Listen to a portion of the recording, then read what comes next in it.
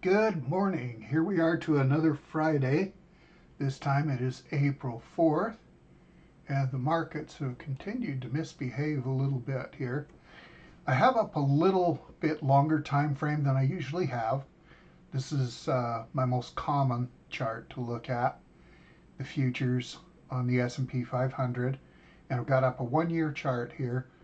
And you can see we haven't had a lot of fun since we started cutting government waste and putting tariffs into place. I can understand both of those. It's also very understandable why they can be inflationary, and at least for a period of time, also a little bit of a slowing on the economy. You can see that we touched pretty much back where we were in August of last year. We've rebounded from it a little bit, and it really doesn't matter what index I look at. That was the S&P futures. Here's NASDAQ futures. Very similar story.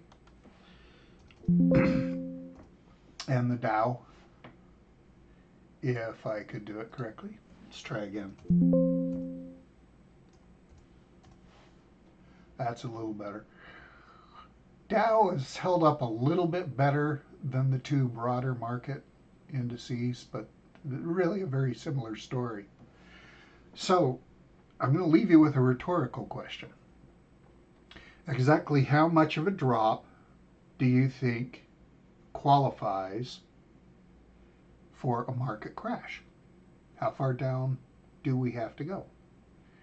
And also, by definition, 2 quarters in a row of negative growth is a recession. 4 quarters in a row would be considered a depression. Now, of course, that rule was bent back when President Obama was president, and so we called it a Great Recession instead of a depression.